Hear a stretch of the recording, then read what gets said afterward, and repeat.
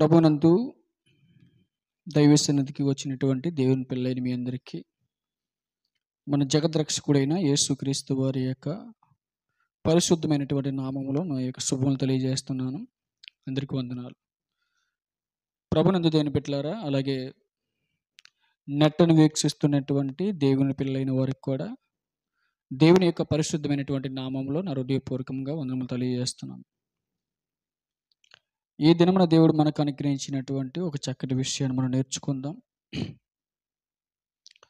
ప్రభునందు దేవుని బిడ్డలారా, పని చేయని వారిని సోమరిపోతులు అంటారు, పని చేయని వారిని పనికి మాలిన వారు అని అంటూ ఉంటారు. పనికి వచ్చిన వాడినే ప్రతి ఒక్కరు కూడా వారిని మెచ్చుకుంటారు, పని చేసిన వారిని గొప్పగా పొగుడుతూ ఉంటాం. కాబట్టి పని అనేది చాలా ఇంపార్టెంట్. పనికి వచ్చిన వారే ఎక్కువగా ఘనతను పొందగలుగుతారు, పనికి రాని వారు ఎక్కువగా ఘనహీనులు అవుతారు. పని గురించి ఎందుకు మనం ఈరోజు మాట్లాడుకుంటున్నాము అని అంటే, దేవుడు కూడా ఏం చేశాడంట? అనాది కాలంలో పని చేశాడంట. దేవుడు కూడా అనాది కాలంలో పని చేశాడంట. దేవుడు పని చేస్తేనే ఈ సృష్టి నిర్మించబడింది, ఈ సృష్టిలో మనం ఉన్నాం. దేవుడు పని చేయకపోతే ఈ సృష్టి లేదు, సృష్టిలో మనము కూడా లేము. మరి దేవుడే పని చేసినప్పుడు మానవులుగా మనం పని చేయకపోతే దేవునికి మనకి పనికొస్తామా అని అంటే, దేవునికి మనం పనికిరాం. అర్థమవుతుందా? అందుకే పనికిరాని వాడు ప్రార్థించడం కూడా, చెప్పండి, పనికిరాని వాడు ప్రార్థించడం కూడా అనర్హుడు. పనికిరాని వాడు ప్రార్థించడం కూడా అవసరమైన వాడు కాదు, దేవునికి ఉపయోగపడేవాడు కాదు. కాబట్టి ఈరోజు దేవుని యొక్క వాక్యాన్ని మనం ఆలోచించేద్దాం. ఆదికాండం 2వ అధ్యాయము 2వ వచనం ఒకసారి మనం చూడగలిగితే, దేవుడు తాను చేసిన తన పని, దేవుడు తాను చేసిన తన పని అంటే ఏం పని చెప్పండి? దేవుడు ఏం పని చేశాడు?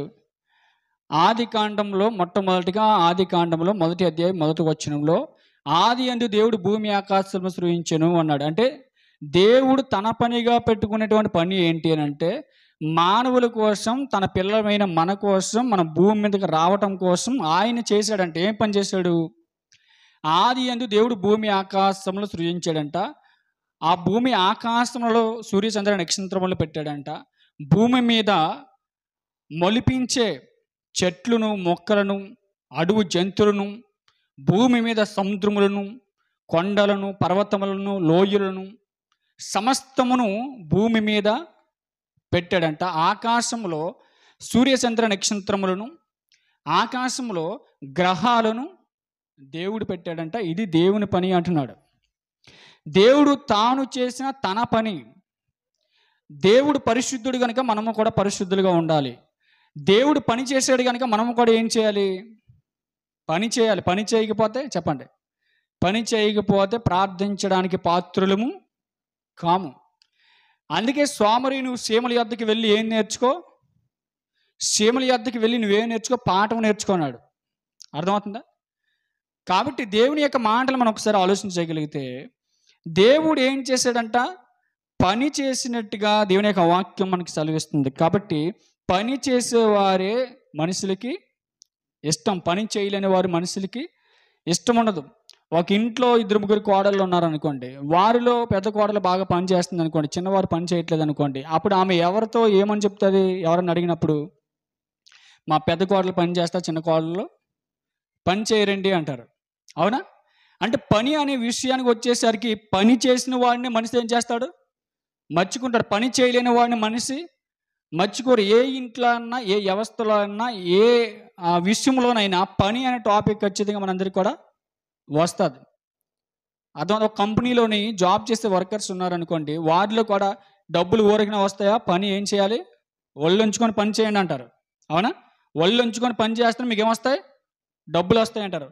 అంటే పని విషయంలో డబ్బులు సంపాదించాలి అని అంటే ఈ లోకంలో మనం ఏం చేయాలి? పని చేయాలి. అందుకే చాలామంది పనులకి వెళ్ళిపోతూ ఉంటారు. డబ్బులు సంపాదించాలంటే ఏం చేయాలి? పనులకి వెళ్ళాలి. అర్థమవుతుందా? పరలోకం సంపాదించాలంటే ఏం చేయాలి? చెప్పండి. ప్రభువు పని చేయాలి. డబ్బులు సంపాదించాలంటే ఈ లోకంలోకి వెళ్ళి ఏదో పని చేయాలి. పరలోకం సంపాదించాలంటే ఏం చేయాలి?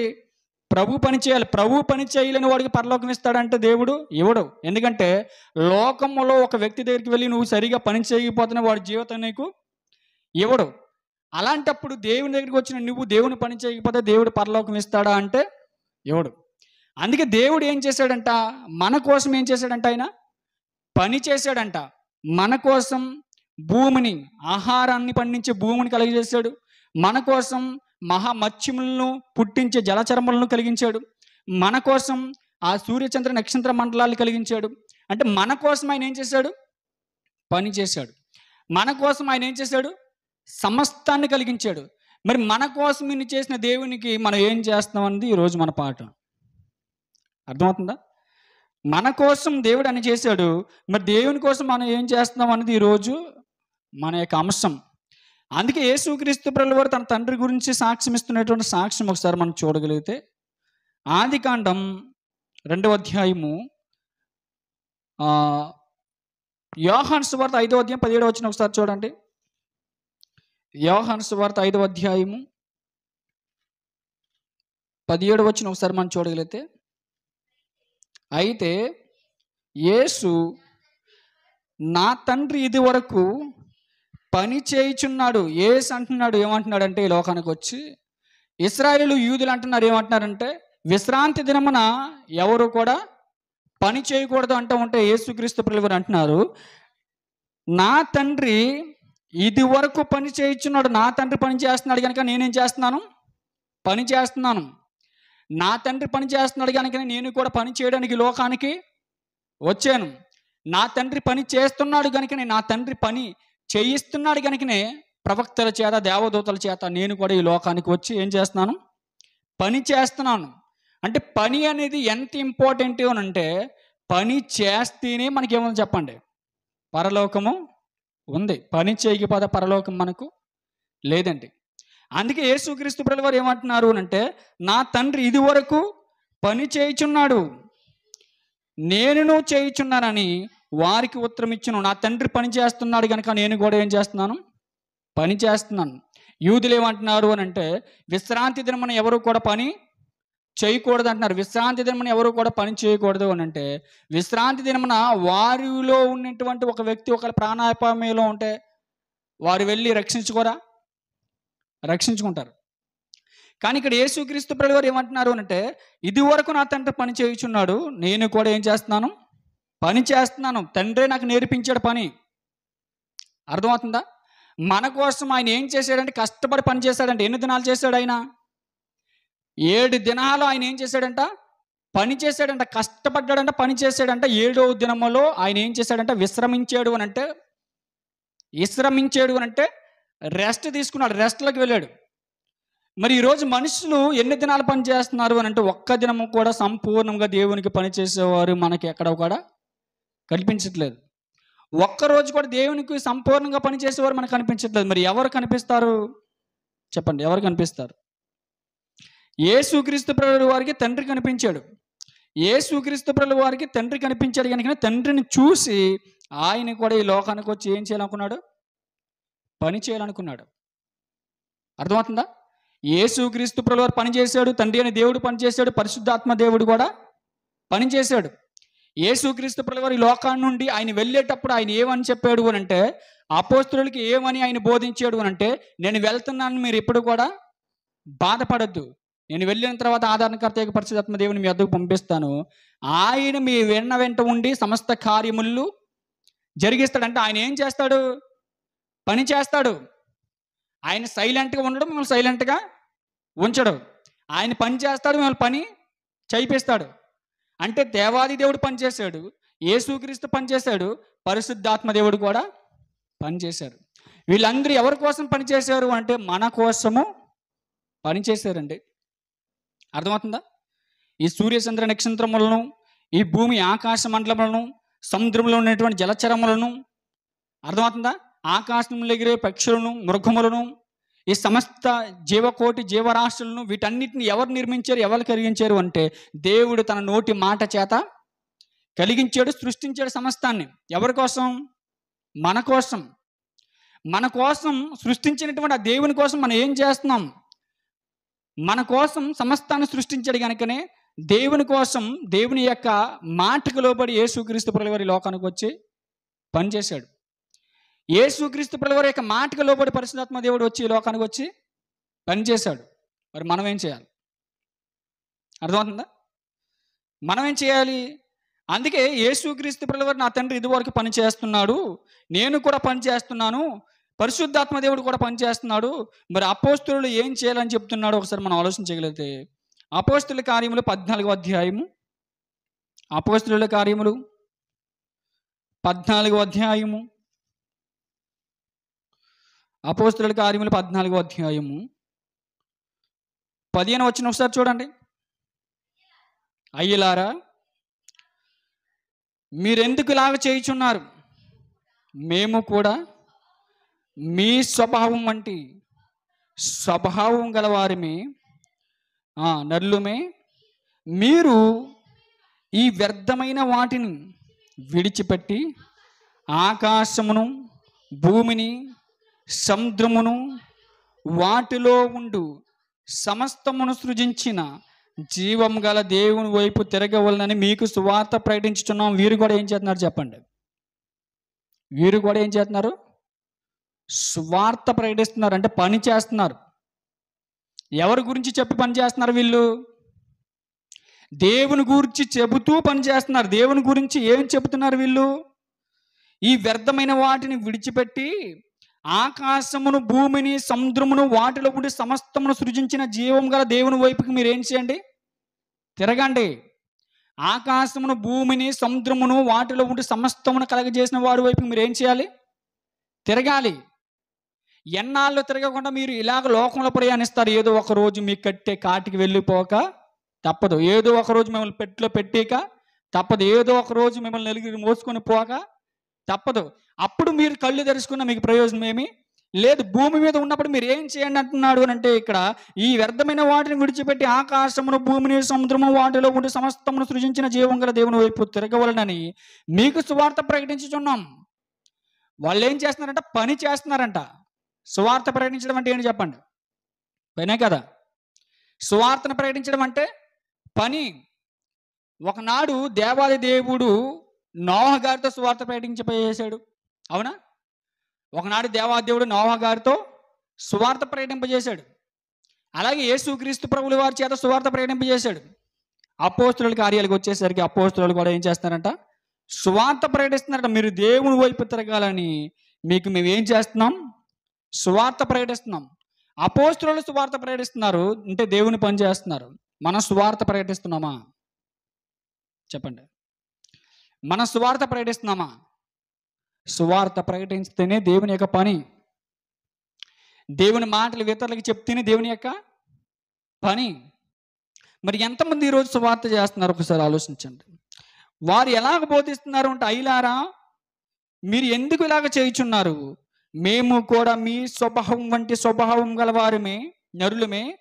మీరు ఈ వ్యర్థమైన వాటిని విడిచిపెట్టి ఆకాశమును, భూమిని, సముద్రమును, వాటిలో ఉండే సమస్తమును సృజించిన జీవం గల దేవుని వైపు తిరగవలనని మీకు సువార్త ప్రకటించుచున్నాము. మీరు ఎవరి వైపు తిరగాలని మా ప్రయాసం అనంటే, మీరు ఎవరి వైపు తిరగాలని మా యొక్క బాధ అనంటే, మీరు ఎవరి వైపు తిరగాలని మా యొక్క కష్టం అనంటే, సముద్రమును, సృష్టిని, సమస్తమును సృష్టించిన వాడి వైపు మీరు తిరగాలని మా యొక్క ప్రయాసం, మా యొక్క బాధ. అందుకే మేము సువార్తను ప్రకటిస్తున్నాం. యేసుక్రీస్తు ప్రభువు వారు కూడా ఈ లోకానికి ఎందుకు వచ్చాడంటే తండ్రి పని చేయడానికి వచ్చాడండి. తండ్రి పని చేయడానికి వచ్చాడు కనుక ఆయన తండ్రి పని చేస్తూ ఆయన ఏమంటున్నాడు అంటే, నా తండ్రి ఇది వరకు పని చేయుచున్నాడు, నేను కూడా పని చేస్తున్నాను. తండ్రి పని చేశాడు, కుమారుడు పని చేశాడు, పరిశుద్ధాత్మ దేవుడు పని చేశాడు. మనం కూడా ఏం చేయాలి? పని చేయాలి. పని చేసిన వాడికే ప్రతిఫలం. పని చేయలేని వాడికి ప్రతిఫలం లేదు. పని చేసిన వాడికి జీతం, పని చేయలేని వాడికి జీతము లేదు. అందుకే ఏమంటున్నాడంటే, పని చేసిన వాడికే దేవుని ఎదుట ఏమొస్తుంది అంటే వాడికి ప్రతిఫలం. అందుకే అపోస్తల కార్యములు 3వ అధ్యాయము 12వ వచనం ఒకసారి చూడండి. అపోస్తల కార్యములు 3వ అధ్యాయం 12వ వచనం. అపోస్తల కార్యములు 3వ అధ్యాయము. పేతురు దీనిని చూచి ప్రజలతో ఇట్లనను, ఇశ్రాయేలులారా, మీరు వీని విషయమై ఎందుకు ఆశ్చర్యపడుచున్నారు? మా సొంత శక్తి చేతనైనను భక్తి చేతనైనను నడవని వీనికి బలం ఇచ్చినట్టుగా మీరెందుకు మా తట్టు తేరు చూచుచున్నారు? వారు దేవుని యొక్క సువార్తను ప్రకటిస్తూ, దేవుని యొక్క వాక్యాన్ని ప్రకటిస్తూ వారు ఎంత తగ్గించుకుంటున్నారు చూడండి. వారు ఏం చేస్తున్నారంట? అద్భుతమైన కార్యములు చేస్తున్నారంట, ఆశ్చర్యమైనటువంటి కార్యములు చేస్తున్నారంట. అలాంటి మహా అద్భుతమైన కార్యములు చేస్తూ, ఆశ్చర్యమైన కార్యములు చేస్తూ వారికి ఇశ్రాయేలుకి ఏం చెప్తున్నారు అంటే, పేతురు దీనిని చూచి ప్రజలతో ఇట్లానను, ఇశ్రాయేలులారా, మీరు వీని విషయమై ఎందుకు ఆశ్చర్య పడుతున్నారు? మా సొంత శక్తి చేతనైనను భక్తి చేతనైనను నడవని వీనికి బలమిచ్చినట్టుగా మీరెందుకు మా తట్టు తేరు చూచుచున్నారు? మీరు మా తట్టు ఎందుకు తేరు చూస్తున్నారు? ఈ పని చేయిస్తుంది ఎవరో తెలుసా? దేవుడు చేయిస్తున్నాడండి. అప్పుడప్పుడు మనకి అసాధ్యమైనవి దేవుడు సుసాధ్యము చేస్తాడు. అసాధ్యమైన కార్యములు సుసాధ్యపరిచేవాడు ఎవరు? సర్వశక్తివంతమైన దేవుడు. అందుకే వారు ఎవరిని గణపరుస్తున్నారు అని అంటే, మా శక్తి కాదు, మా బలము కాదు, దేవుడు ఏం చేస్తున్నాడు తెలుసా? పని చేస్తున్నాడు. ఈరోజు ఎంతమంది పని చేస్తున్నారు చెప్పండి? దేవుని కోసం ఎంతమంది పని చేయడానికి ఇష్టపడుతున్నారు చెప్పండి? దేవుని కోసం ఎంతమంది పని చేయడానికి ముందుకు వస్తున్నారు చెప్పండి? ఏమండి? పేతురు అంటున్నాడు, మా శక్తి కాదు, మా బలము కాదు, దేవుడు ఏం చేస్తున్నాడంటే పని చేస్తున్నాడు. మరి ఈరోజు ఎంతమంది పని చేస్తున్నారు ఒకసారి ఆలోచించండి. అందుకే ఏప్రిల్కి రాసిన పత్రికలో యేసుక్రీస్తు ప్రభువు వారు ఏం చేశారో ఇక్కడ ఒక వాక్యం రాయబడి ఉంది. ఒకసారి మనం చూడగలిగితే ఏప్రిల్ రాసినటువంటి పత్రిక 5వ అధ్యాయము 7వ వచనం ఒకసారి చూడండి. ఏప్రిల్ రాసిన పత్రిక 5వ అధ్యాయము, శరీరధారి ఉన్న దినములలో మహారోదనతోను కన్నీళ్లతోను తన మరణము నుండి రక్షింపగలవానికి ప్రార్థనలను యాచనలను సమర్పించి భయభక్తులు కలిగి ఉన్నందున ఆయన అంగీకరింపబడును. యేసుక్రీస్తు ప్రభువు వారు శరీరాన్ని ధరించుకొని లోకానికి వచ్చినప్పుడు ఆయన ఏం చేశాడంట? శరీరంతో చెప్పండి, శరీరంతో ఏం చేశాడంట? పని చేశాడంట. మరి ఈరోజు శరీరంతో మనం ఏం పని చేస్తున్నాం? దేవుని పని చేస్తున్నామా? మనకు ఈ లోకంలో జీవాన్ని పెట్టే పని చేసుకుంటున్నామా? చెప్పండి. దేవుని పని చేస్తున్నా అంటే దేవుడు నిత్య జీవాన్ని ఇస్తాడు, నిత్య జీవం సంపాదించుకొని పని చేస్తున్నామా? లేదంటే ఈ లోకంలో జీవనం కోసం మనం పని చేస్తున్నామా? ఎవరి కోసం పని చేస్తున్నాం? యేసుక్రీస్తు ప్రభువు శరీరాన్ని ధరించుకున్నటువంటి కాలంలో శరీరాన్ని పోషించుకోవడానికి ఆయన పని చేయలేదంట, శరీరాన్ని ఆయన సంరక్షించుకోవడానికి పని ఆయన చేయలేదంట, శరీరాన్ని సుఖభోగాలతో నింపడానికి ఆయన పని చేయలేదంట. శరీరాన్ని ధరించుకుని వచ్చిన ఆయన ఎవరి కోసం పనిచేశాడంట? తండ్రి అయిన దేవుని కోసం ఆయన పనిచేశాడంట. శరీరధారి ఉన్న దినములలో గురించి మాట్లాడుతున్నాడు. ఈరోజు శరీరాలను ధరించుకున్న ఈ దినాలలో మనము కూడా ఉన్నాం. మరి యేసుక్రీస్తు ప్రభువు వారు ఎలాంటి పని చేశాడంట? ఆయన శరీరధారి ఉన్న దినములలో మహారోదనముతోను కన్నీళ్లతోను తన మరణం నుండి రక్షింపగలవానికి ఏ మరణం అది? పాతాళ లోకములో మరణించే మరణం నుండి రక్షింపగలిగిన వాడు ఒకే ఒకడు, ఆయన తండ్రి అయిన దేవుడు అని గుర్తించాడు. ఆయనకి ఆయన ఏం చేస్తున్నాడంట? చెప్పండి. స్తుతి యాగం చేస్తున్నాడంట. ఆయనకి ఆయన ఏం చేస్తున్నాడంట? ఆయన కష్టపడి పని చేశాడు కనుక ఆయన పనిని మనం అనుభవిస్తున్నాం కనుక మనం ఆయన వరకు ఏం చేయాలనుకున్నాడు? ఆయన పని చేయాలనుకున్నాడండి. అందుకే శరీరాన్ని ధరించుకొని ఈ లోకానికి వచ్చినటువంటి దినాలలో కన్నీళ్లతో పనిచేశాడంట. మనం ఏం పని చేస్తున్నాం చెప్పండి? రోధించబడుతూ పనిచేశాడంట. మనం ఏం పని చేస్తున్నాం చెప్పండి? మనకు రోదన అంటే ఇష్టం ఉండదు, కన్నీళ్ళు అంటే ఇష్టం ఉండదు. మనకి ఎప్పుడు నిత్యం ఆనందం ఉండాలి, అవునా? సంతోషం ఉండాలి. ఆనందము సంతోషము లేకపోతే మన దుఃఖం వచ్చేస్తుంది. కానీ ఇక్కడ యేసుక్రీస్తు ప్రభువు వారు ఎవరి కోసం దుఃఖపడ్డాడంటే, ఎవరి కోసం కన్నీళ్ళు కార్చాడంటే తెలుసా? తండ్రి అయిన దేవుని పని జరిగించే విషయంలో ఆయన కన్నీళ్ళు కార్చాడంట, ఆయన శ్రమ పొందాడంట. అందుకే యేసుక్రీస్తు ప్రభువు వారు ఆయన ఈ లోకానికి వచ్చి ప్రాణం పెట్టాను అన్న దాని గురించి ఏడవట్లేదంట. ఆయన దేని గురించి ఏడుస్తున్నాడు తెలుసా? ఆయన కలవర శిలువలో బలైపోతున్నందుకు ఆయన ఏడవట్లేదంట. ఆయన దేని గురించి ఏడుస్తున్నాడు అంటే, అవిధేయులైనటువంటి ప్రజలను చూసి ఆయన ఏం చేశాడంట? బాధపడ్డాడంట, కన్నీళ్లు కార్చాడంట. అవిధేయులైపోయారు. ఎవరికి కృతజ్ఞత లేదు, ఎవరికి సోదర భావం లేదు, ఎవరికి కూడా మంచితనమైనటువంటి లక్షణాలు లేకపోవడం వల్ల ఆయన ఏం చేశాడు తెలుసా? ఆయన గుండెల్లో పడవబడ్డాయంట. అర్థమవుతుందా? ఆయన కన్నీరు బాధ, ఆయన యొక్క హృదయ వేదన దేని గురించి అంటే మనుషుల మధ్య సమాధానం లేదని ఆయన బాధపడుతున్నాడంట. మనుషులకు సఖ్యత లేదని ఆయన బాధపడుతున్నాడంట. సోదర ప్రేమ లేదని బాధపడుతున్నాడంట. ఈరోజు మనుషులు కొరువైనదే యేసుక్రీస్తు ప్రభువారు లోకానికి వచ్చి సమాధానపరచ చూశాడు. అర్థమవుతుందా? పని ఎలా జరుగుతుందంటే సమాధానంగా ఐక్యత కలిగి ఒకటిగా తండ్రి పనిలో ఉంటేనే పని జరుగుతుంది. కానీ ఈరోజు భక్తులు అలా లేరు. ఈరోజు భక్తులు ఎలా ఉన్నారంటే దేవుని దగ్గరికి వెళ్ళి ప్రార్థన చేస్తే దేవుడు ఏమి ఇస్తాడని ప్రార్థన చేస్తున్నారు. దేవుడు ఏమి ఇచ్చినా ఇవ్వకపోయినా ప్రార్థన చేసే భాగ్యం మనకు దేవుడు ఇచ్చాడు. అర్థమవుతుందా? దేవుని దగ్గరికి వెళ్తే ప్రార్థనలో దేవుడిని అది ఇది అడగడం కాదు, దేవుడు మనకు జీవాన్ని అనుగ్రహించాడు. మనం అడగక ముందే అన్నీ కూడా భూమి మీద పెట్టాడు. అలాంటి దేవుని నువ్వేం అడుగుతావు? దేవుణ్ణి అడిగి నువ్వు ఒకవేళ ఏదైనా పొందుకోవాలనుకుంటే అది భక్తి అవదం, అది వ్యాపారం అవుతుంది. ఎందుకు అనంటే వ్యాపారస్తుడు ఒక వ్యక్తిని పనికి పెట్టుకుంటాడు. ఎందుకు అంటే లాభం కోసం పని పెట్టుకుంటాడు. నువ్వు దేవుని దగ్గరికి వెళ్ళి ఏదో అడుగుతున్నావు అంటే దేవుడు ఇస్తాడని నువ్వు భక్తిగా ఉంటున్నావు తప్ప నువ్వు నిజంగా భక్తిగా ఉండట్లేదు. దేవుడు ఇస్తాడని మన భక్తిగా ఉండడం కాదండి, దేవుడు ఇచ్చినా ఇవ్వకపోయినా మన భక్తిగా ఉండాలి. మన తల్లిదండ్రులు మనల్ని ఏదో వాళ్ళని పెంచుతారు, పోషిస్తారు అని చెప్పేసి మనల్ని కనీ పంచట్లా.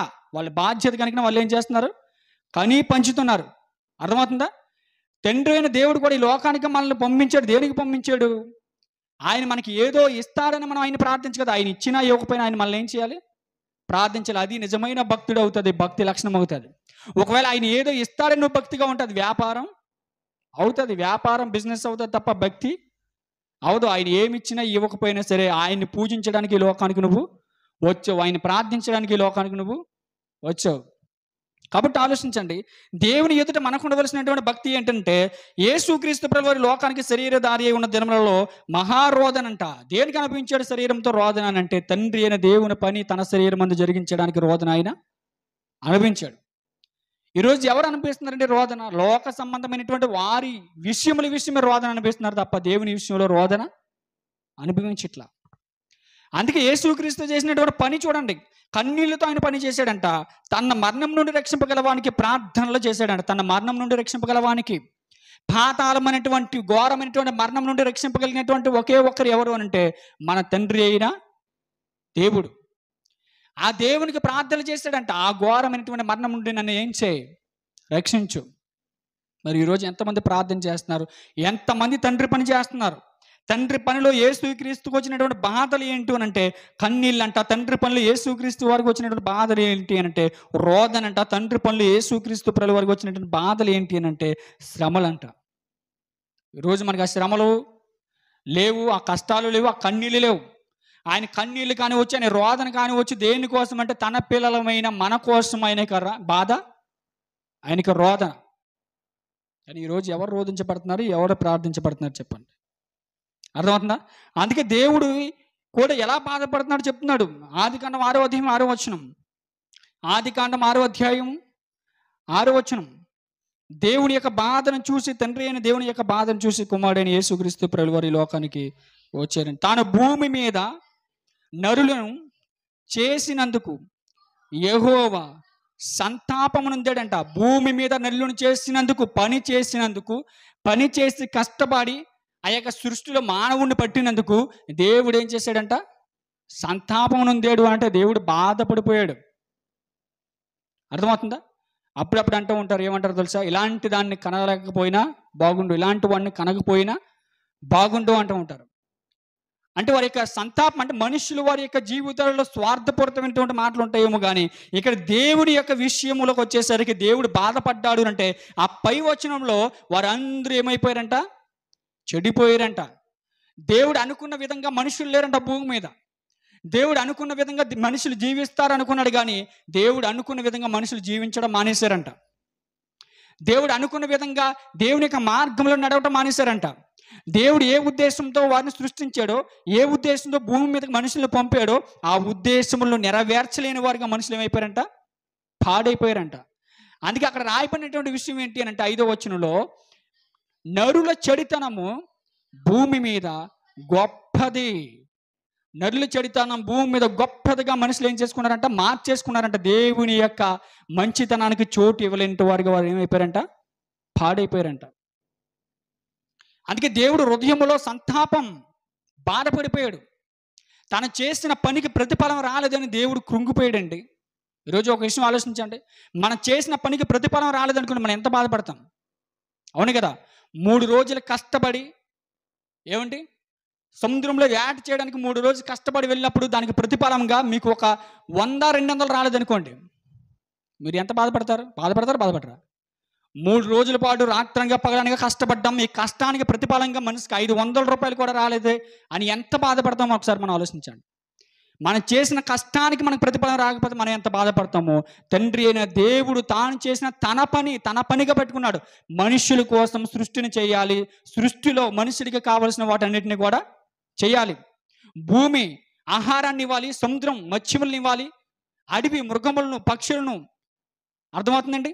వీటన్నిటిని మనుషునికి ఇవ్వాలని దేవుడు కష్టపడి ఆలోచించి పని చేస్తే ఆ పనిలో దేవునికి కృతజ్ఞత లేని వారిగా మనుషులు అయిపోయారంట. అందుకే ఆది కాండంలోనే ఆయన యొక్క మనసు చెప్తున్నాడు, మనుషుల వారి యొక్క జీవితాలు చెప్తున్నాడు. నరుల చెడుతనం భూమి మీద గొప్పదనియు వారి యొక్క హృదయం యొక్క తలంపులలో ఊహంతి ఎల్లప్పుడు కేవలం చెడ్డదనుకున్నాడు దేవుడు. దేవుడు మనిషికి ఎన్ని చేసినా మనిషి చెడ్డగానే ఆలోచిస్తాడంట. అర్థమవుతుందా? అందుకే చెడ్డోడికి మీరు ఎన్ని విషయాలు చెప్పండి, వాడు ఎప్పుడు కూడా చెడుగానే ఆలోచిస్తాడు, మంచిగా ఆలోచించడం. దేవుడు మనిషికి ఎన్ని విషయాలు చెప్పినా, సృష్టిని చూపించి ఎన్ని విషయాల వరకు పాఠాలు నేర్పించినా, ఈ సృష్టిలో గ్రహాలు ఎలా తిరుగుతున్నాయో మీకు తెలుసా అని దేవుడు ఆ మనుషులకి నేర్పించినా సరే మనుషులు ఆలోచించట్లేదంట. సృష్టిని ఎవరు తిప్పుతున్నారు? 1 గంటకి 1,16,000 కిలోమీటర్ల వేగంతో ఈ సృష్టి తిరుగుతుంది అని అంటే అసలు సృష్టిని ఎవరు తిప్పుతున్నారు అనేటువంటి విషయము మనిషిని యొక్క ఆలోచనలకు మనిషి తెచ్చుకోవట్లేదు. దేవుడు చేస్తున్న పని అండి ఇదంతా. ఈ నవగ్రహాలు దేవుడు తిప్పుతున్నాడు, మనిషి అన్నవాడు ఎవడు కూడా తిప్పట్లా. ఒక స్కూటీ పోవాలంటే మనిషి పోవాలి, దాంతో స్కూటీ మటుకి స్కూటీ పోతుందా? పోదు. ఒక బస్సు పోవాలంటే బస్సుతో డ్రైవర్ ఉండాలా ఉండకూడదా? డ్రైవర్ ఉండాలి. ట్రైన్ పోవాలన్నా డ్రైవర్ ఉండాలి, అవునా? ఒక పైలట్ పోవాలన్నా ఏముండాలి చెప్పండి? పైలట్ ఉండాలి, అవునా? ఒక షిప్ పోవాలంటే కెప్టెన్ ఉండాలి. మనుషులు నడిపే వాహనాలకి మనిషి లేకపోతే ఏ వాహనం కూడా పోదు. మన సముద్ర మార్గంలో మన యొక్క పడవ పోవాలన్నా సరే ఇంజిన్ పెట్టుకొని ఒకడు ఏం చేయాలి? దాన్ని నడపాలి. నడపకపోతే వెళ్ళిపోద్దా? మనుషుడు దేన్ని నడపాలన్నా సరే మనుష్యుడు ఖచ్చితంగా ఉండాలి. ఏ వాహనం వెళ్ళాలన్నా సరే మనుషుడికి ఖచ్చితంగా ఉండాలి. మరి సృష్టి ఎలా తిరుగుతుంది అనుకుంటున్నారు? ఒకసారి ఆలోచించండి. సృష్టి ఎలా తిరుగుతుంది అనుకుంటున్నారు? సృష్టిని దేవుడు త్రిప్పుతున్నాడు కనుకనే మనం చక్కగా బ్రతుకుతున్నాం. దేవుడు త్రిప్పకపోతే సృష్టిలో మనం ఖచ్చితంగా ఉండలేం. అందుకే దేవుడు చేసిన పని విషయంలో మనుషుల్ని చూసి దేవుడు ఏమనుకున్నాడంట? ఆదికాండం, తాను భూమి మీద నరులను చేసినందుకు యెహోవా సంతాపమునంది తన హృదయములలో నొచ్చుకున్నాడు, బాధపడిపోయాడు. అదేంట్రా, నేను ఏదో అనుకున్నాను, ఏదో వీళ్ళు చేస్తారనుకున్నాను, నేను చెప్పిన మాట ప్రకారంగా నడుస్తారనుకున్నాను, కానీ వీరు నాకు భిన్నంగానే ఉన్నారు. దేవుడు చెప్పినట్టుగా ఎవరు కూడా ఏం చేయట్లేదంట. దేవుడు చెప్పినట్టుగా ఎవరు ఏమి నడవట్లేదంట. వారి సొంత కార్యములు వారు ఏం చేస్తున్నారంట? చూసుకుంటున్నారంట.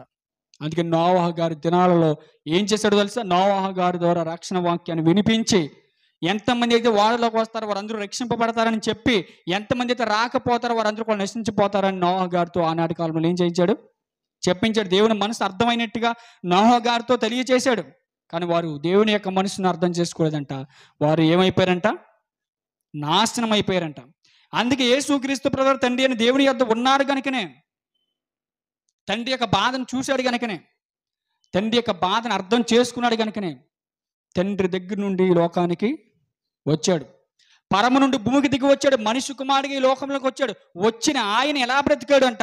శరీరధారి ఉన్న దినములలో మహారోధన అనిపించాడంట. ఎవరి కోసం? మానవుల కోసం. నశించిపోతున్న మానవుల కోసం ఆయన రోదన అనిపించాడు. నశించిపోతున్నటువంటి మనుషుల కోసం ఆయన కన్నీళ్లు దిగమింగాడు. ఈరోజు ఎవరండి ఆ భారం కలిగి బ్రతుకుతున్నారు? తండ్రి అయిన దేవుని పని అంటే ఈరోజు ఎవరు భారం కలిగి చేస్తున్నారు? ఒకరి మీద ఒకరికి అసూయలు, ఒకరి మీద ఒకరికి కొట్లాట్లు, ఒకరి మీద ఒకరికి చెప్పండి భేదాలు. కానీ తండ్రి పని చేయాలన్న బాధ్యత ఒక్కడికి లేదు. అది చూశాడు యేసుక్రీస్తు లోకానికి వచ్చి. చూసి ఆయన బాధపడ్డాడు. శరీరధారి ఉన్న దినములలో మహారోదనముతోనూ కన్నీళ్లతోనూ తన మరణం నుండి రక్షింపగలవానికి ప్రార్థనలను యాచనలు సమర్పించి భయభక్తులు కలిగి ఉన్నందున ఆయన అంగీకరింపబడ్డాడు. ఈరోజు మనం అంగీకరింపబడాలంటే మనం ఏం చేయాలి చెప్పండి? పని చేయాలా చేయకూడదా? పని చేయాలి. దేవునికి నువ్వు అంగీకరించబడాలి అని అంటే, దేవుడు నిన్ను ఇష్టపడాలి అని అంటే, దేవునికి నువ్వు ఇష్టడిగా ఉండాలి అని అంటే, దేవుడు నీకు అప్పగించిన పని ఏదైతే ఉందో ఆ పని ఖచ్చితంగా నీ జీవితం ముందు సంపూర్ణంగా చేయాలి. యేసుక్రీస్తు ప్రభువుల వారు సంపూర్ణంగా చేశారు కనుక ఆయన ఏమయ్యాడంట? అంగీకరింపబడ్డాడంట. మరి ఈరోజు మనం చేస్తున్నామంటే మనం చేయట్లేదు. తండ్రి అయిన దేవుని పని మనం చేసిన వారిగా ఉండాలండి. తండ్రి అయిన దేవుని పని మనం చేయలేని వారిగా ఉంటే మనం వారికి చెప్పండి, దేవునికి అంగీకరించబడిన వారిగా మనం ఉండాలి అంటే తండ్రి అయిన దేవుని పని మనం చేయాలి.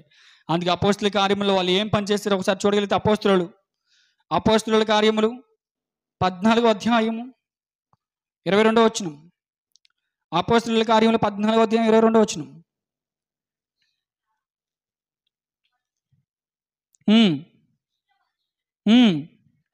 శిష్యుల మనుష్యులు దృఢపరిచి విశ్వాసమందు నిలకడగా ఉండవలననియు అనేక శ్రమలను అనుభవించి మనము దేవుని రాజ్యములో ప్రవేశింపవలననియు వారిని హెచ్చరించిరి.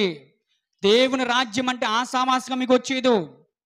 దేవుని రాజ్యంలో 1 ఆఫ్ ద నెంబర్గా నువ్వు యాడ్ అవ్వాలంటే నీకు ఆసామాసిగా దేవుని యొక్క రాజ్యము వచ్చేదు.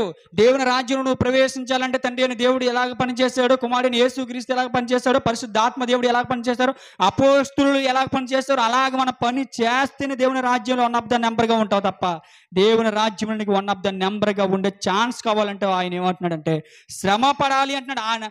ఆయన అనేక శ్రమలను అనుభవించి మనం దేవుని రాజ్యంలో ప్రవేశింపవలనని వారిని హెచ్చరించును. మన దేవుని రాజ్యంలో ప్రవేశించాలంటే మనం ఏం చేయాలంట? అనేక శ్రమలు. యేసుక్రీస్తు ప్రభువు వారికి ఎన్నో శ్రమలు వచ్చాయండి. అర్థమవుతుందా? మనకి శ్రమలు రావలేకపోయినా సరే దేవుని రాజ్యంలోకి ప్రవేశించాలన్న కోరిక. మరి దేవుని రాజ్యంలో ప్రవేశించాలంటే ఆ సమాసకు వస్తుంది అంటున్నాడా టికెట్? చెప్పండి, ఆ సమాసకు వస్తుంది అంటున్నాడా? ఆ సమాసగా రాదండి. దేవుని రాజ్యంలోకి మనం చోటు సంపాదించుకోవాలంటే ఆయన మాట్లాడుతున్న మాటలు చూడండి. శిష్యుల మనుషులు దృఢపరిచి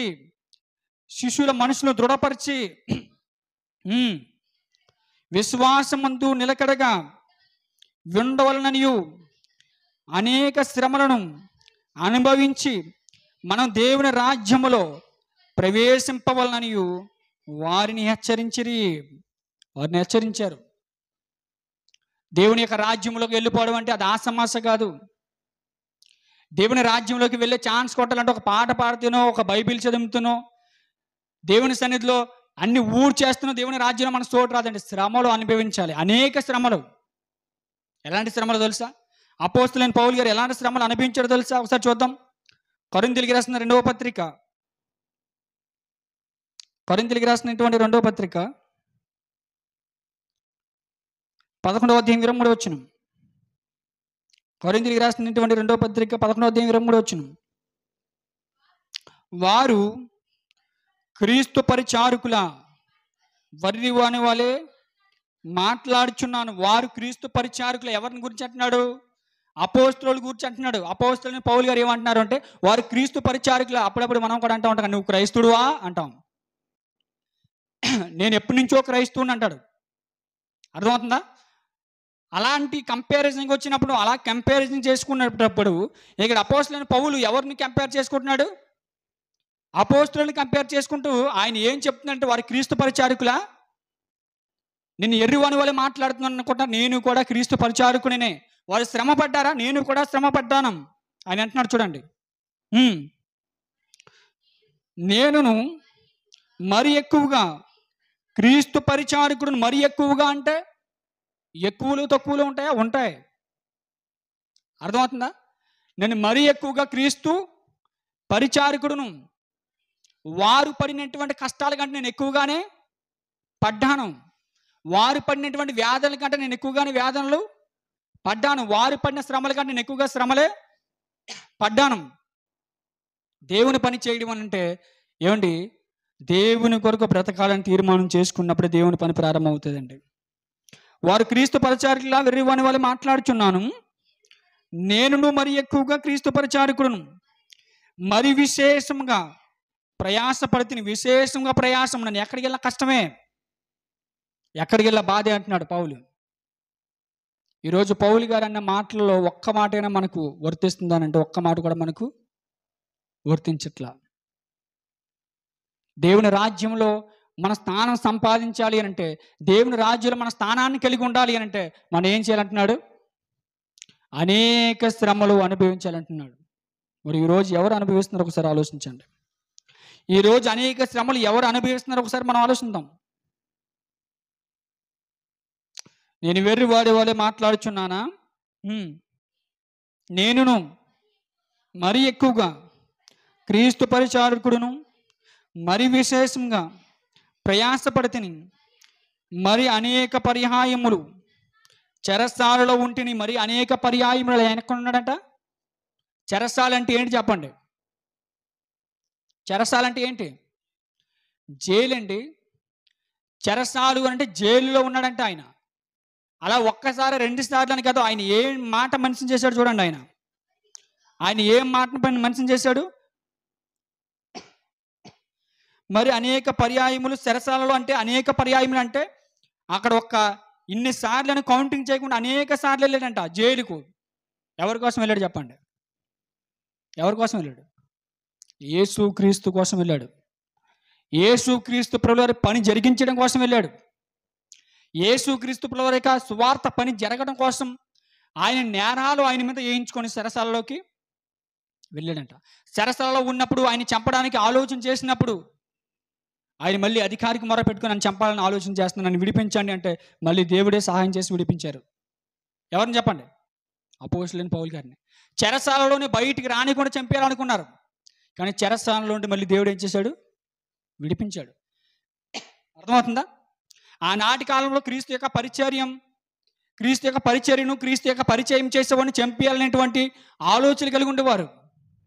కానీ యేసు క్రీస్తు వారి యొక్క పరిచర్య చేయాలని అపోస్తలుడైన పౌలు గారు కంకణం కట్టుకున్నారు. అర్థమవుతుందా? అనేక సార్లు ఆయన ఏం చేశాడంట? చెరసాలలో ఉన్నాడంట. అనేక సార్లు చెరసాలలో ఉన్నప్పటికీ కూడా నీకు బుద్ధి రాలేదేట్రా అని అడిగేవారంట ఆయన. ఎన్నిసార్లు జైలుకి వెళ్తావు? జైలుకి వెళ్ళే బదులు ఆ సువార్త ఏదో వదిలివచ్చు కదరా, జైలుకి వెళ్ళే బదులు ఆ క్రీస్తుని ఏదో ప్రకటించకుండా మానేవచ్చు కదరా, ఎన్నిసార్లు జైలుకి వెళ్తావు పౌలు అని అంటే, నేను ఎన్నిసార్లు నేను జైలుకి వెళ్ళడానికి సిద్ధం, కానీ యేసు క్రీస్తు వారి యొక్క సువార్తను ప్రకటించకుండా నేను ఉండలేను. యేసు క్రీస్తు వారి యొక్క సువార్తను ప్రకటించకుండా నేను ఉండలేను అన్నాడు. చెప్పండి, ఒక్కసారి మనం జైలుకి వెళ్ళాం అనుకోండి, సువార్త ప్రకటిస్తున్నటువంటి సమయంలో మనం జైలుకి తీసుకెళ్ళిపోయారు అనుకోండి, మళ్ళీ బైబిల్ పెట్టుకుని రోడ్డు ఎక్కం, మనం ఎక్కుదామా? చెప్పండి, ఎక్కడ కొడేస్తారో మళ్ళీ జైల్లో అడిగేసి అని చెప్పేసి మనం రోడ్డు ఎక్కడమే మానేస్తాం. అర్థమవుతుందా? కానీ యేసుక్రీస్తు ప్రభువుల వారి యొక్క పరిచర్య నిమిత్తం అపోస్తలుడైన పౌలు గారు ఎన్నిసార్లు చెరసాలకు వెళ్ళాడంట? ఆయన అనేక సార్లు చెరసాలకు వెళ్ళాడంట. ఏరో నీకు బుద్ధి రాలేదా పౌలా అంటే, నాకు బుద్ధి రావడం కాదు, యేసుక్రీస్తు నిమిత్తం నేను ఏమైపోతాను? చచ్చిపోతాను. లేకపోతే ఉన్నాయి ఈరోజు ఆ తగింపులు క్రైస్తవులకి. దేవుని పని అని అంటే ఏదో బైబిల్ పెట్టుకుంటే దేవుని పని కాదు. దేవుని పని అంటే ఏదో ఒక పాట పాడితే దేవుని పని కాదండి. దేవుని పని అంటే ఏదో మనం సంబంధించినటువంటి కార్యక్రమాలు చేస్తే దేవుని పని కాదు. దేవుని పని అంటే సువార్త కోసం మనం ఏమైపోవాలి తెలుసా? హతసాక్షులు అయిపోయారు వాళ్ళు. ఈరోజు ఎవరు అయిపోవడానికి సిద్ధపడుతున్నారు చెప్పండి? దేవుని యొక్క బైబిల్ని పెట్టుకొని, దేవుని యొక్క వాక్యాన్ని పెట్టుకొని వారు హతసాక్షులు అయిపోవడానికి సిద్ధపడ్డారు. ఈరోజు దేవుని యొక్క వాక్యం పెట్టుకొని చెప్పండి దండుకోవడానికి సిద్ధపడుతున్నారు. దేవుని యొక్క వాక్యం పెట్టుకొని దండుకోవడానికి సిద్ధపడుతున్నారు తప్ప దేవుని యొక్క వాక్యం పెట్టుకొని హతసాక్షులు అవడానికి ఏ ఒక్కరు కూడా సిద్ధపడలేదు. ఏది దేవుని పని ఆలోచించండి. అది దేవుని పైన, ఇది దేవుని పైన. ఒకప్పుడు అపోస్తలులు చేసినటువంటి పని దేవుని పైన, ఈ రోజు సేవకులుగా చాలా మంది అవుతూ దేవుని యొక్క వాక్యం పెట్టుకొని మన సేవకులు మన దండుకున్న వారి యొక్క పని దేవుని పైన. చెప్పండి, ఆ రోజు సేవకులు అని అంటే మరణానికి తగ్గించిన వాడు అని అర్థం. సేవకుడు అంటే ఏంటో తెలుసా? మరణానికి తగ్గించిన వాడు అని అర్థం. సేవకుడు అంటే చావడానికి వచ్చిన వాడు అని అర్థం. కానీ ఈరోజు సేవకుడు అంటే చావడానికి వచ్చిన వాడని కాదు, సేవకుడు అంటే దండుకోవడానికి వచ్చిన వాడు అని అర్థంగా ఈరోజు మారిపోయింది. అది తేడా. అందుకే ఈరోజు సేవకులకి రెస్పెక్ట్ లేదు, సేవకులకి గౌరవం లేదు. ఆ రోజు సేవకు వెళ్ళినటువంటి అపోస్తులు వారు ఏమని తగ్గించుకొని వెళ్ళేవారు తెలుసా? దేవుని కోసం చచ్చిపోతామని తగ్గించుకొని వెళ్ళేవారు వాళ్ళు. కానీ ఈరోజు సేవలు దేవుని అడ్డం పెట్టుకుని బ్రతకడం కోసం బయలుదేరారు. సేవలు మారిపోయాయి. అందుకే అపోస్తలుడైన పౌలు గారు అంటున్నారు, ఏమంటున్నారు అని అంటే, అపోస్తలుడైన పౌలు గారు అంటున్నారు ఏమంటున్నారు? అనేక పర్యాయములు చెరసాలలో ఉంటున్న అనేక పర్యాయములు అంటే ఒక కౌంటింగ్ లేదు, ఒక 10 సార్లు 20 సార్లు అని కౌంటింగ్ అయిన ఇలా అనేక సార్లు అంటే ఎన్ని సార్లు తీసుకెళ్లారో ఒకసారి ఆలోచించండి. దేనికోసం వెళ్తున్నాడు పౌలు అంటే ఆయనకి ఆస్తి తగాదాల కోసం కాదంట. అర్థమవుతుందా? ఆస్తి తగాదాల కోసం ఆయన జైలుకి వెళ్ళట్లేదు. దేనికోసం వెళ్తాడంటే సువార్త కోసం. వాక్యం ప్రకటిస్తూ ఉంటే వాక్యం ఎందుకురా ప్రకటిస్తున్నావు అని అంటూ ఆయన ఏం చేసేవారంట? చెరసాలలో వేసేసేవారంట. ఈరోజు చెరసాల వరకు మన జీవితాలు వెళ్ళలేదు. వెళ్ళయా? వన్స్ ఒకసారి చెరసాలలో వేసారనుకోండి, రెండోసారి బైబిల్ పెట్టుకోం, రోడ్డు ఎక్కం, ఎవడన్నా రమ్మన్నా వెళ్ళం. అది ఈరోజు మనకున్నటువంటి పరిస్థితి. కానీ ఆ రోజు అపోస్తలుడైన పౌలు గారు అన్న మాట ఏంటో తెలుసా? నేను మరణిస్తే చెప్పండి క్రీస్తు కొరకు మరణిస్తాను, బ్రతికితే క్రీస్తు కొరకు బ్రతుకుతాను. నా మట్టికైతే బ్రతుకుట క్రీస్తు, చావు అయితే నాకు లాభం. ఎందుకు లాభం అన్నాడు తెలుసా? నేను సువార్త కోసమే బ్రతుకుతున్నాను. చచ్చిపోతే సువార్త కోసం చచ్చిపోతాను. చచ్చిపోతే నాకేమొస్తుంది? పరలోకం వస్తుంది. అందుకే బ్రతుకుట క్రీస్తు, చావు అయితే నాకు లాభం. జైలు గోడల్లో కూడా ఆయన మాట్లాడిన మాట అదే. ఎందుకు పౌలు అనేక సార్లు జైలుకు వస్తావు, ఆ సువార్త ఏదో మానివచ్చు కదా, క్రీస్తుని ఏదో ప్రకటించడం మానివచ్చు కదా అంటే పౌలు గారు అన్న మాట ఏంటో తెలుసా? బ్రతుకుట క్రీస్తు, చావు అయితే లాభం. బ్రతికినంతకాలం సువార్త ప్రకటిస్తాను. మీరు ఎన్నిసార్లు అరెస్ట్ చేస్తారు చేయండి, ఎన్నిసార్లు జైలు గోడల్లో నన్ను పెడతారు పెట్టండి, బ్రతికినంతకాలం సువార్త ప్రకటిస్తాను. చచ్చిపోతే పరలోకం నాకు దేవుడు ఇస్తాడు. ఉందా కమిట్మెంట్ ఈరోజు? లేదండి. అందుకే పౌలు గారు ఆయనకి శ్రమల గురించి చెప్తున్నాడు. అపోస్తలుల కంటే నేను ఏ విధంగా తక్కువ వాడిని, వారు క్రీస్తు పరిచారకులు అయితే నేను కూడా క్రీస్తు పరిచారకుడిని, వారు క్రీస్తు కొరకు ప్రయాసపడిన వారైతే నేను కూడా క్రీస్తు కోసం ప్రయాసపడిన వాడిని, నేను ఏ విషయంలో వారికంటే తక్కువ వాడిని చెప్పండి అంటున్నాడు. ఈరోజు మనం కంపేర్ చేసుకోవాలి. ఎవరిని చెప్పండి? మనం దేని గురించి కంపేర్ చేసుకుంటాం తెలుసా? చెప్పండి. నీచమైనటువంటి వాటి గురించి కంపేర్ చేసుకుంటుందా? దేవుని కోసం ప్రయాసపడే విషయంలో మాత్రం ఎవరు కూడా కంపారిజన్ చేసుకోండి. నువ్వు ఎంత ప్రయాసపడ్డారో దేవుని కోసం, నేను ఎంత ప్రయాసపడ్డానో దేవుని కోసం, నువ్వు ఎన్ని కూడికలు పెట్టావు దేవుని కోసం, నేను ఎన్ని కూడికలు పెట్టాను దేవుని కోసం, నువ్వు ఎన్ని గ్రామాలకు వెళ్ళి సువార్త ప్రకటించావు దేవుని కోసం, నేను ఎన్ని గ్రామాలకు వెళ్ళి సువార్త ప్రకటించాను దేవుని కోసం. ఇవి లేవండి ఈరోజు, ఇవి లేవు. దేవుని పని అంటే 4 గోడల మధ్య ఏదో ఒక గ్రామంలో కూర్చొని నలుగురు బోధించుకొని ఆ నలుగురు వచ్చిన వారికి ఆకర్షమైన మాటలు చెప్పించుకొని వాళ్ళని పోగొట్టుకోనికుండా వాళ్ళని రెప్పించుకోవడం, ఇది అనుకుంటున్నారు దేవుని పని అంటే. కాదు. సాతానుగాడి యొక్క తంత్రాలు, సాతానుగాడి యొక్క కుయుక్తులు. మీది ఇదే ప్రపంచం, మీరు ఇలాగే ఉండాలి, మీరు ఇక్కడే ఉండాలి, మీరు ఇదే మీ ప్రపంచం, ఇదిగో ఇలాగే మీరు ఇలాగ కొట్టుకోండి అని వాడి యొక్క తాత్రగొట్టి విద్యలను ఈరోజు మనుషులు అభ్యసింపజేస్తున్నారు. అందుకే మనుషుల మధ్య దేవుని యొక్క సువార్త మరుగైపోయింది, కనుమరుగైపోయింది. పౌలు గారు చూడండి ఏమంటున్నారు? అపరిమితంగా దెబ్బలు తింటిని, అనేక మార్లు ప్రాణాపాయములలో ఉంటిని, అపరిమితంగా దెబ్బలు తింటిని. 2 సార్లు ఎవడైనా దౌడ పెట్టి మనల్ని రోడ్డు మీద కొట్టాడంటే 3సారి మళ్ళీ రోడ్డు ఎక్కం మనం. అపరిమితంగా ఆయన ఏం తిన్నాడంట? దెబ్బలు తిన్నాడంట. దేవుని కోసం దెబ్బలు తిన్నాడు. ఆయనకి ఆస్తుల కోసం దెబ్బలు తిన్నాడా? ఏంటి ఒక భూభాగం ఇవ్వండిరా అని వారితో ఏమైనా తగాదాలు పెట్టుకున్నాడంటావా? దేనికోసం అపరిమితంగా దెబ్బలు తిన్నాడు? ఒకసారి ఆలోచించండి. మన లోక పనుల కోసం ఎన్ని దెబ్బలు అనేది తింటాం, దేవుని కోసం ఒక దెబ్బ కూడా తినడానికి మనం ఇష్టపడం. ఆ ఇది మంచిది కాదంటే అక్కడ సువార్త ప్రకటించడానికి వెళ్ళకూడదండి అంటాం మనం. కానీ ఆయన ఏం చేశాడంటే అపరిమితంగా దెబ్బలు తిన్నాడు అంటే ఎప్పుడు ఎక్కడ ఎలాగ తిన్నాడో ఆయనకి గుర్తు లేదంట. అపరిమితంగా దెబ్బలు తిన్నాడంటే అనేక పర్యాయం సరసాలు కంటే ఎప్పుడు ఎక్కడ ఎవరు అరెస్ట్ చేసేవారో ఎలా తీసుకెళ్ళిపోయారో పౌలు గారి విషయంలో చెప్పండి. పౌలు గారి విషయంలో గుర్తు లేనటువంటి విధాలుగా వెళ్ళాడంటండి. దేవుని పని అంటే ఏదో మామూలుగా ఏదో దేవుని పని అనుకుంటున్నారు. ఇది కాదండి దేవుని పని అంటే. దేవుడు తన పనిగా మనల్ని లోకానికి పంపించడం కోసం పనిచేశాడు. ఆది కాలంలో సృష్టి పూర్వంలో దేవుడు ఆలోచనే యొక్క సృష్టి నిర్మాణం అందులో మనల్ని పెట్టాడు. ఈరోజు ఎవరు ఆలోచిస్తున్నారు చెప్పండి దేవుని పని అంటే? చెప్పండి. దేవుడు తన పనిగా పెట్టుకున్నాడు, తనే చేశాడన్న పని. ఈరోజు మనుషులు చేస్తున్నారా పని? మన కోసం దేవుడు పని చేశాడంటే మనకు సిగ్గు ఉండాలండి. దేవుని కోసం మనం ఏం చేయాలి? పని చేయాలి. మన కోసం దేవుడు పనిచేశాడు. దేవుని యొక్క బాధను చూడలేక ప్రభుని యేసుక్రీస్తు ప్రభువు ఈ లోకానికి నరుడుగా వచ్చాడు. పరము నుండి భూమికి దిగి వచ్చాడు అని అంటే ఎంత అద్భుతమో, ఎంత ఆశ్చర్యమో మనుషులు గుర్తించాలి. పని అంటే ఏంటో చెప్పాడు ఆయన.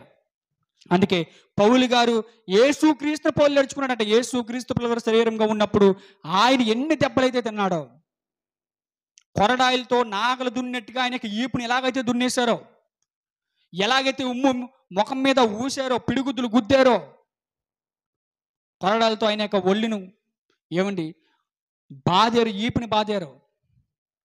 వీటన్నిటిని గుర్తుపెట్టుకున్నాడు పౌలు. వీటన్నిటిని గుర్తుపెట్టుకొని ఒక దేవుని యొక్క కుమారుడు ఈ లోకానికి వచ్చి నా కోసం ప్రయాసపడ్డాడు కనుక ఆయనకి రాజ్య వ్యాప్తం కోసం నేను ఏం చేయాలి? ప్రయాసపడాలి అనుకున్నాడు. పని అంటే శరీరాన్ని నలగొట్టడం అనుకున్నాడు. పని అంటే శరీరాన్ని చెప్పండి ఏం చేయాలి? దేవుని కోసం శ్రమ పెట్టాలనుకున్నాడు. అందుకే ఆయనకు చెబుతున్నటువంటి మాటలు అంటే క్రీస్తు పరిచారకుల వాళ్ళు, నేను క్రీస్తు పరిచారకుడిని, నేను చేసిన పరిచారం విషయంలో నేను పడిన కష్టాలు మీకు ఒకసారి చెప్తాను, గుర్తు తెచ్చుకోండి అంటున్నాడు. పరిచారం కోసం ఏం పడ్డాడంటే ఆయన కష్టాలు. పరిచారం దేనికోసం? పరిచారం. క్రీస్తును లోకానికి పరిచయం చేయటం విషయంలో అపోస్తలుడైన పౌలు గారు పడిన కష్టాలు చెప్తున్నాడు. అందుకే మేధను మనిషిని చేశాడు. దేనికోసం ఈ కష్టాలు అంటే క్రీస్తును లోకానికి పరిచయం చేయడం విషయంలోనే నాకేమొచ్చాయి? కష్టాలు వచ్చాయి అంటున్నాడు. క్రీస్తును లోకానికి పరిచయం చేయడం విషయంలో నాకేమొచ్చాయి? బాధలు వచ్చాయి అంటున్నాడు. క్రీస్తును లోకానికి పరిచయం చేయడం విషయంలో నాకు ఏమొచ్చాయి అంటే నన్ను సరసలలో పెట్టారు. మరి అనేక పర్యాయములు సరసాలలో ఉంటేని, అపరిమితంగా దెబ్బలు తింటేని, అనేక మార్లు ప్రాణాపాయములలో ఉంటేని, అనేక మార్లు ప్రాణాపాయాలంటే ఎవడు ఏ వైపు నుంచి వచ్చి అటాక్ చేస్తాడో ఆయనకు తెలియదండి. ఎవడు ఏ వైపు నుంచి కత్తి పెట్టుకొని పొడి చేస్తాడో ఆయనకు తెలియదు. అనేక పర్యాయములు అపాయములలో ఉంటేనే అంటే ప్రాణాపాయంలో ఉంటేనంటే ఆయనకు చుట్టూ ఏముంది? శత్రు సమూహం ఉంది. శత్రు సమూహం ఆయన ఎలాగా వచ్చింది అని అంటే ఆయన ఏదో ఎవరికో నేరం చేత శత్రు సమూహం ఆయనకు రాలా. క్రీస్తును ప్రకటిస్తే శత్రు సమూహం ఆయనకు బయలుదేరిందంట. ఒకప్పుడు క్రీస్తును ప్రకటించే వారిని హింసిస్తే శత్రు సమూహం లేదు ఆయనకు. ఎప్పుడైతే మంచి మనసుగా మారిపోయి క్రీస్తు యొక్క సువార్త ప్రకటిస్తున్నాడో చుట్టూ ఉన్నవారందరూ ఏమైపోయారంట? శత్రువులా మారిపోయారంట. వీళ్ళందరికీ నేను ఎందుకు శత్రువులా మారిపోలే, సువార్తను ఏదో మానేస్తానని అనుకోలేదని పౌలు గారు. ఎంతమంది శత్రు సమూహం ఏకమైనా నా మీద పడినా నన్ను రక్షించేవాడు ఆయన కృప నాకు ఎప్పుడు కూడా తోడుగా ఉంటాదని బయలుదేరాడంట క్రీస్తు సైనికుడిగా. అందుకే ఆయన ఏమంటున్నాడు అంటే యూదుల చేత 5 మారులు 1 తక్కువ 45 దెబ్బలు తిన్నాను. యూదుల చేత 5 మార్లు 5 సార్లు 1 తక్కువ 45 దెబ్బలు తిన్నానంటే వరుసగా 39 కొరడా దెబ్బలు కొట్టేవారు. ఒక్క కొరడా దెబ్బ మన ఈపు మంది కొడితే మళ్ళీ మన ప్యానం ఎక్కడ పోతుంది తెలుసా? చెప్పండి. అరికాలు నుండి నడినెత్తికి అంటుకుంటుంది, చచ్చిపోతాం. ఒక్క దెబ్బ పడితే కొరడాతో. కొరడా దెబ్బ ఎలా తగులుతుంది తెలుసా? కొరడా దెబ్బ మామూలుగా తగలదు, ప్రాణం సురుక్కుమంటుంది. అలాంటి దెబ్బలు 1 తక్కువ 40 దెబ్బలు అంటే 39 దెబ్బలు 5 సార్లు ఆయన ఏం చేశాడంట? తిన్నాడంట.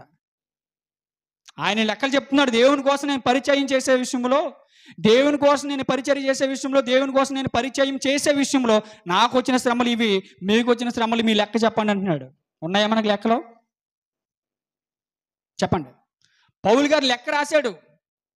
క్రీస్తుని పరిచయం చేసే విషయంలో నాకు వచ్చిన శ్రమలు ఇవి, క్రీస్తును పరిచయం చేసే విషయంలో నాకు వచ్చిన బాధలు ఇవి, క్రీస్తును పరిచయం చేసే విషయంలో ఆయన పరిచారకుడిగా నేను కొనసాగే విషయంలో నన్ను సెరసలలో వేశారు, అనేక సార్లు నన్ను కొట్టారు, అనేక సార్లు నన్ను ఏం చేశారు? కొరడాలతో కూడా కొట్టారు. యూదుల చేత 1 తక్కువ 45 దెబ్బలు 5 సార్లు ఏం చేశాడంట? తిన్నాడంట. అప్పుడు వాళ్ళు ఎంత హేళన చేస్తుంటారో ఒకసారి ఆలోచించండి. ఏరా పోస్ట్ సార్ తిన్నావు పౌలు, నీకు బుద్ధి రాలేదా అని ఉంటారా అని ఉంటారా? చెప్పండి, అని ఉంటారా అని ఉంటారా? ఫస్ట్ సారి తిన్నా బుద్ధి రాలేదేట్రా నీకు అని అంటారా అని ఉంటారా? అని ఉంటారండి. ఫస్ట్ తిన్నాడు, నీకు బుద్ధి రాలేదా, మళ్ళీ వచ్చావు, మళ్ళీ తింటున్నావు. మీరు ఎన్నిసార్లు కొట్టినా నేను ప్రభువునే ప్రకటిస్తాను. మీరు ఎన్నిసార్లు తిట్టినా నేను ప్రభువునే ప్రకటిస్తాను. ఎవడు ఏ విధంగా వచ్చి నేను చంపాలన్నటువంటి కుయుక్తులు మీరు పంగినా నేను క్రీస్తును ప్రకటించకుండా ఉండలేను. కానీ ఈరోజు ఎవరన్నారు చెప్పండి? దేవుని పని అంటే ఏటో అనుకుంటున్నారు. దేవుని పని అంటే ఏదో ఒక పాట పాడేసి, లేదంటే దేవునికి ఏదో కానుకిచ్చేసి, లేదంటే దేవునికి ఏదో ఒక గీతం ఆయనకి ఆలాపించడం దేవుని పని అనుకుంటున్నారు. అది దేవుని పని కాదండి. అందుకే వారు క్రీస్తు పరిచారకులా, నేను కూడా క్రీస్తు పరిచారకుడిని. క్రీస్తు పరిచారకుడు అంటే ఎలా ఉండాలో చెప్తున్నాడు. క్రీస్తు పరిచారకుడు అంటే ఎలాంటి బాధలు అనుభవించాలో చెప్తున్నాడు చూడండి. యూదుల చేత 5 మార్లు 1 తక్కువ 40 దెబ్బలు తింటిని, ముమ్మారు బెత్తములతో కొట్టబడితిని. ముమ్మారు బెత్తములతో కొట్టారంటండి పౌల్ని. మనం అరిచేది దెబ్బ కొడతా చాలు, ఆ రోజు అలిగి మూలం కూర్చుంటాం మనం. అవునా? అరిచేది దెబ్బ కొడతా చాలు, ఒక మాట అంటే చాలు, చెప్పండి మనం ఏం చేస్తాం? అలిగి మూలం కూర్చుంటాం. దైవజనుడి మీద అలకలు. అవునా? దేవుని మందిరానికి మళ్ళీ రావడాలు ఉండవు. ఇదా పరిచర్య అంటే? ఇదే క్రైస్తవుడికి ఉండవలసిన లక్షణం అంటే? కాదు. ఆయన ఏం చేశారంటే పౌలు గారిని ముమ్మారు బెత్తములతో కొట్టబడితిని, ఒకసారి రాళ్ళతో కొట్టబడితిని. రాళ్ళతో కూడా ఒకానొకసారి కొట్టేశారంట ఆయన్ని. చూడండి ఆయన్ని ఎలా చూశారు అంటే, ఒక పిచ్చోళ్ళలా చూశారు పౌలు గారిని, ఒక భూత వైద్యుల్లాగా చూశారు పౌలు గారిని, ఒక రౌడీలాగా చూశారు పౌలు గారిని. అంతేనా? చెప్పండి, ఆయనకి సన్మానాలు సత్కార్యాలు ఏమి జరిగాయా? ఆయన్ని ఎలా హింసించారు చూడండి. ఏ ఊరికి వెళ్ళినా, ఏ పట్టణానికి వెళ్ళినా, ఏ ప్రాంతానికి వెళ్ళినా, ఒరే పౌలు నువ్వేనా ఆ రోజు సరసాల్లో ఉన్నది? ఒరే ఈయన సరసాల్లో వేయించారు, వీడు మళ్ళీ మన ఊరు వచ్చాడంటే ఈయన రాళ్ళతో కొట్టి పంపించి ఏంట్రా అనేవారంట. ఒరే పౌలు ఆ రోజు యూదుల చేత 1 తక్కువ 40 దెబ్బలు తింటూ నువ్వేనా? ఒరే ఈయన మన ఊరు రానివ్వకుండా వీడిని ఏం చేయండి, కొట్టేయంట్రా అనేవారంట. ఒరే వీడు మన ఊరు అంచమాట వస్తున్నారు, ఒరే మన ఊరు రానివ్వకుండా వీడిని ఏం చేయండి, చంపేయంట్రా అనేవారంట. కానీ ఈరోజు క్రైస్తువుల కంటే జోలపాటు అయిపోయింది దేవుని సంఘం. అర్థమవుతుందా? అనేక పర్యాయములు ప్రాణాపాయములలో, నదుల వలనైనా ఆపదలలోను, దొంగల వలనైనా ఆపదలలోను, నా స్వజనుల వలనైనా ఆపదలలోను, అన్యజనుల వలనైనా ఆపదలలోను, పట్నములో ఆపదలలోను, అరణ్యములు ఆపదలలోను, సముద్రములో ఆపదలలోను, కపట సహోదరులు వలన ఆపదలలోను ఉంటిని. చూడండి ఎన్ని ఆపదలలో ఉన్నాడంట ఆయన. ఆదుకునేవాడు ఎవడు కూడా లేడు, ఆదుకునే మనుషులు ఎవరు కూడా లేరు. ఆయన ఎన్ని ఆపదలలో ఉన్నానని చెప్తున్నాడు చూడండి. ఏమండి?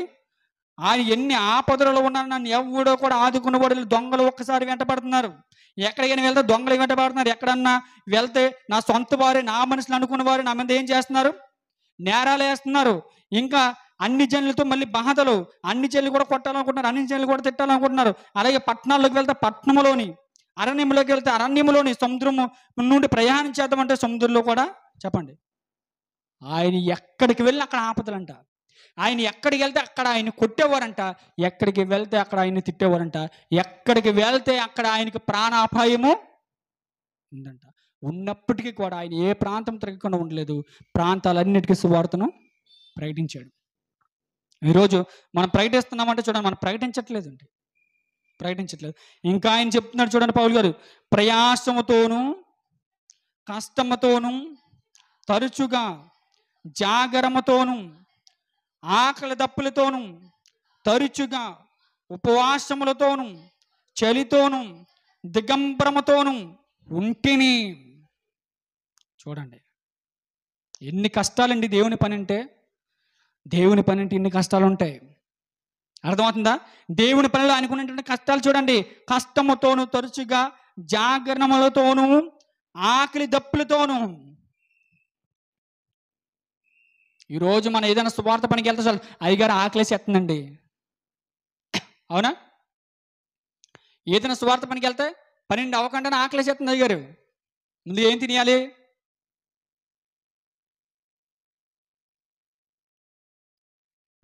ముందుగా ఏం తినేయాలి? అన్నం తినేయాలి. అర్థమవుతుందా? కానీ ఆ రోజు పౌలు గారు తిందామంటే తిండి లేదు. దేవుని పని అంటే తిందామంటే తిండి లేకపోయినా ఏం చేయాలి? చెయ్యాలి. కానీ ఈరోజు ఆ తెగింపు లేదు సేవకుడికి. ఆ రోజు సేవ అంటే చెప్పండి ఏడు తెలుసా? ప్రాణముతో పోరాటం. కత్తి మీద సావు అంటారు కదా, కత్తి ఎప్పుడు వచ్చి పీక తగులుతుందో తెలీదు. ఆ రోజు సేవ అంటే. కానీ ఈరోజు సేవ అంటే పైసాహే సేవ. అది అంత డిఫరెంట్ వచ్చేసింది ఇప్పుడు. అర్థమవుతుందా?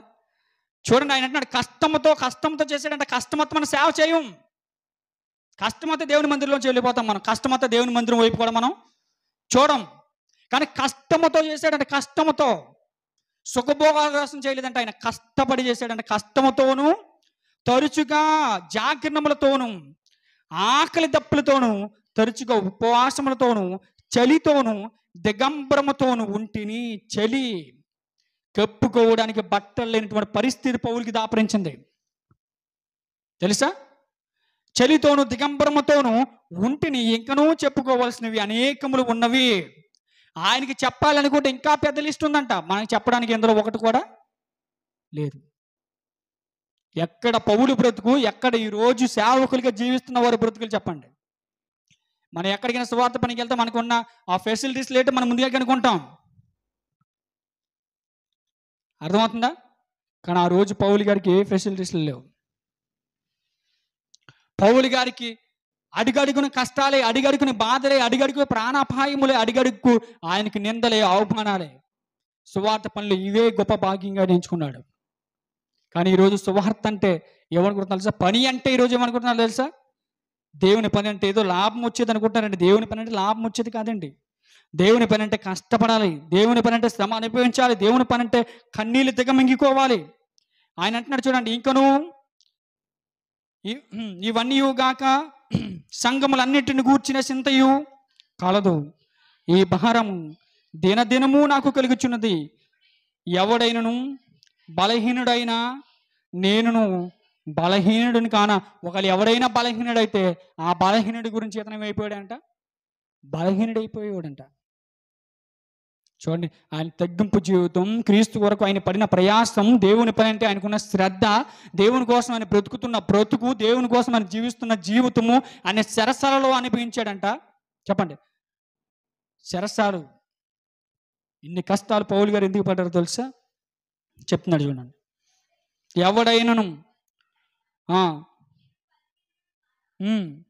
ఎవడైనను తొట్రపడినా నాకును మంట కలగదా? అతిశయపడవలసి ఉంటే నేను నా బలహీనత విషయమైన సంగతుల గూర్చియే అతిశయపడదను. నేను అబద్ధం ఆడట్లేదని నిరంతరము శుతింపబడుచున్న మన ప్రభు యగు యేసు యొక్క తండ్రి అయిన దేవుడు ఎరుగును.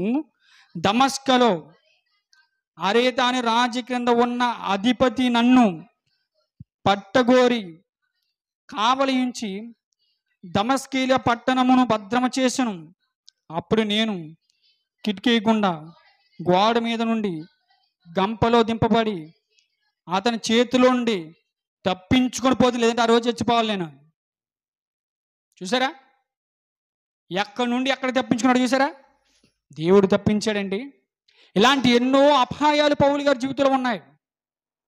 చూడండి, ఆయన ఎంత చక్కగా చెప్తున్నాడో. అప్పుడు నేను కిటికీ గుండా గోడ మీద నుండి గంపలో దిగబడి అతని చేతిలో నుండి తప్పించుకొని పోతిని. ఈరోజు అలాంటి కష్టాలు మనకు లేవు, అలాంటి బాధలు ఈరోజు మనకు లేవు. కానీ దేవుని పని అంటే ఏంటో తెలుసా? దేవుని పని అంటే, దేవుని పని అని మాట వినిపించిన వెంటనే ఏం చేయాలి తెలుసా? దేవుని కొరకు మన చేతనైన పని మనం చేయాలి. మన చేతనైన పని మనం చేయాలి. మా వర్షాలు ఉన్నప్పుడు దేవుని పని మాకు ఏ విధంగా పరిచయం చేసేవాళ్ళు తెలుసా? మీటింగ్స్ అనే రూపంలో మాకు పరిచయం చేసేవారు. మన ఈ సంవత్సరం మీటింగ్స్ పెట్టాలి, అయితే ఏం చేయాలన్నా కష్టపడాలంటే రాత్రి పగలు సముద్రంలో ఏం చేయాలి? వేట చేయాలి. వేట చేసి డబ్బులు తెచ్చేవారు వాళ్ళకి. అర్థమవుతుందా? కొన్నిసార్లు ప్రాణ అపాయములలో కూడా వెళ్ళిపోయేవాళ్ళం. దేవుని పని జరగాలి అంటే ఏం చేయాలి తెలుసు? కష్టపడాలి. పౌలు గారు కష్టపడ్డారు. దేవుని పనిని ఏం చేశాడు తెలుసు? ఆయన జరిగించారండి. దేవుని పని ఆయన ఏం చేశాడు? జరిగించాడు. అందుకే దేవాది దేవుడు అంటున్నాడు. దేవాది దేవుడు ఏమని మాట్లాడుతున్నాడు అని అంటే, ఆదికాండం 2వ అధ్యాయం 2వ వచనం. ఆదికాండం 2వ అధ్యాయం 2వ వచనం. దేవుడు తన చేసిన తన పని, ఈ సృష్టిని తన పనిగా పెట్టుకున్నాడు. ఎవరి కోసం అని అంటే, తన పిల్లలుగా మనం ఈ భూమి మీదకి వస్తామని దేవుడు ముందుగా అనాది కాల సంకల్పం. ఏంటో తెలుసా? దేవుని పిల్లలుగా మనం ఈ భూమి మీదకి రావాలంటే ఫస్ట్ ఏం చేయాలి? ఆయన సృష్టిని చేయాలి. అందుకే సృష్టిని చేశాడు. ఆది యందు దేవుడు భూమి ఆకాశములను సృజించాడు. భూమి మీద ఆహారాన్ని పండించుకుంటే ఆహారం తినే ఆహారాన్ని పెట్టాడు. సముద్రంలో మహామత్స్యములు పెట్టాడు. గ్రహాలన్నీ తిరగడానికి ఆకాశ మండలంలో పెట్టాడు. వీటన్నిటిని ఎవరి కోసం పెట్టాడు అంటే ఎవరి కోసం తెలుసా? మన కోసం పెట్టాడు. చూద్దామా ఎఫెసీయులకు రాసిన పత్రిక, ఈ మాటను చూసుకొని ముగించుకుందాం. ఎఫెసీయులకు రాసిన పత్రిక 1వ అధ్యాయం 4-6 వచనాలు. ఎఫెసీయులకు రాసిన పత్రిక. ఎట్లనగా తన ప్రియుని యందు తాను ఉచితంగా మనకు అనుగ్రహించిన తన కృపా మహిమకు కీర్తి కలిగినట్లు తన చిత్త ప్రకారమైన దయా సంకల్పము చెప్పున యేసు క్రీస్తు ద్వారా తనకు కుమారులునుగా స్వీకరించుటకై మనలను ముందుగా తన కోసము నిర్ణయించుకొని మనము తన ఎదుట పరిశుద్ధులను నిర్దోషులమై ఉండవలనని జగత్తు పునాది వెయ్యబడక మునిపే ప్రేమ చేత క్రీస్తులో మనల్ని ఏర్పరచుకును. జగత్తు పునాది వెయ్యబడక మునిపే ఆయనకున్న సంకల్పం ఏంటో తెలుసా? అందుకే ఆయన ఏం చేశాడో తెలుసా? ఆది కాండములో ఆయన పని చేసినట్టు మనకు అనిపిస్తుంది. అంటే జగత్తు పునాది వెయ్యబడక మునిపే అని అంటే సృష్టి నిర్మాణం కాకముందు ఆయన ఆలోచన ఏంటి అంటే దేవుడు మనల్ని ఈ భూమి మీదకి పంపించాలని. అలాగే పంపించాలంటే అనాది కాలంలో దేవుడే ఉన్నాడు. దేవుడు ఏం చేయాలి చెప్పండి? ఇప్పుడు పని చేయాలి. అందుకే ఆయన పని చేశాడు. ఆయన నోటి మాట చేత సర్వ సృష్టిని కలిగించాడు. ఆయన నోటి మాట చేత సృష్టిని ఆయన ఏం చేశాడు తెలుసా? శాసించాడు. మీరు ఎవరికి లోబడి ఉండాలి అంటే నా పిల్లలకు లోబడి మీరు ఉండాలి. అది ఎంత పెద్ద మత్స్యమైనప్పుడు కూడా ఎవరి చేతికి చిక్కపడాలి తెలుసా? మానవుడి చేతికి చిక్కపడాలి. అది ఎంత పెద్ద క్రూర మృగమైనప్పుడు కూడా ఎవరి చేతికి చిక్కపడాలి తెలుసా? మానవుడికి చిక్కపడాలి. అందుకే సమస్త సృష్టి ఎవరి పాదముల కింద పెట్టాడు అంటే దేవుని పోలికగా పుట్టిన మన కోసము సమస్త సృష్టిని చేసి మన పాదముల క్రింద పెట్టాడు. అందుకే సృష్టిలో చూడండి, ఏదైనా సరే మనుష్యుడికి అదేమైపోవాలి తెలుసా? దాసోహం అయిపోవాలి. మనుష్యుడికి పనాలు జంతువు లొంగదు అని ఉండదు. మనుష్యుడు తెలుసుకుంటే ఏ జంతువు అయినా లొంగాలి. మనుష్యుడు తెలుసుకుంటే ఏ మత్స్యమైనా బంధించబడాలి. దేవుడు మనిషికి ఇచ్చిన అధికారం ఎందుకు ఇచ్చాడు తెలుసా? మనుష్యులు దేవుని పోలికగా సృష్టించబడినవారు. అందుకే దేవుడు మనుషులకి అధికారం ఇచ్చాడు. దేవుడు అందుకే మన కోసం పని చేశాడు. ఇప్పుడు మనం ఏం చేయాలంటే దేవుని కోసం పని చేయాలి. ఏంటి పని అని అంటే ఆత్మల రక్షణార్థమై ప్రభువైన యేసుక్రీస్తు ప్రభువారు ఈ లోకానికి వచ్చారు. సమస్త మనుష్యుల్ని తండ్రితో సమాధానపరచడానికి ఆయన ఈ లోకానికి వచ్చాడు. ఇప్పుడు మనం కూడా ఏం చేయాలి తెలుసా? సమస్త మనుషుల్ని దేవునితో సమాధానపరిచే బోధ మనం చేయాలి. అంతే తప్ప వ్యతిరేకమైన బోధలు మనం చేయకూడదు. సమస్త జనుల తండ్రితో సమాధానపరిచే బోధ ఈరోజు ఎక్కడుంది చెప్పండి? ఉందా? ఈరోజు లేదండి ఆ బోధలు. ఈరోజు మనుషులు జ్ఞానం తెలిసిన వారే ఏమంటున్నారు తెలుసా? చాలామంది బైబిల్ పెట్టుకునేటువంటి బోధకులే, బైబిల్ పెట్టుకునేటువంటి క్రైస్తవులే, బైబిల్ పెట్టుకునేటువంటి దైవజనులే ఏమంటున్నారంటే మీరు సాతాను బిడ్డలరా. మేము ఎవరు బిడ్డలం? దేవుని బిడ్డలం. వాడు సాతాను బిడ్డ. ఎక్కడి నుంచి వచ్చాడు? సాతానుగాడు కన్నాడా ఏమన్నా మనిషిని? సాతానుగాడు ఏమన్నా దేవుని యొక్క రూపం కలిగినటువంటి మనల్లాంటి వాడిని ఏమైనా చేసుకున్నాడు వాడు? మరి వాడు ఎలాగ సాతాను బిడ్డ అవుతాడు అంటే నీ బోధ వలన వాళ్ళు ఏమైపోతున్నారు? కలవరపడుతున్నారు. నీ బోధ వల్ల వాళ్ళు ఏమైపోతున్నారంటే ప్రభువుని నమ్మకుండా పోతున్నారు. వారు సాతాను బిడ్డలు కాదు, సాతానుగా నిన్ను పెట్టిస్తున్నాడు. నువ్వు సాతాను బిడ్డవి. ఎందుకంటే మనుషులందరూ ఎవరు బిడ్డలు అంటే మనుషులందరూ దేవాది దేవుని బిడ్డలు. అర్థమవుతుందా? చిన్నపిల్లగా ఉన్నప్పుడు వారికి ఏమీ తెలియదు. చిన్నపిల్లలు అందుకే బొమ్మలు పెట్టుకు ఆడుకుంటూ ఉంటారు. అవునా? బొమ్మలు పెట్టుకు ఆడుకునేటప్పుడు వారిని మనం ఏమంటాం? ఏమనం? ఎందుకంటే వారికి ఆ స్థాయి రాలేదు, ఆ నాలెడ్జ్ రాదు కాబట్టి బొమ్మలు పెట్టి ఆడుకున్నారు కాబట్టి బాగా ఆడుకుని అంటాం. అవునా?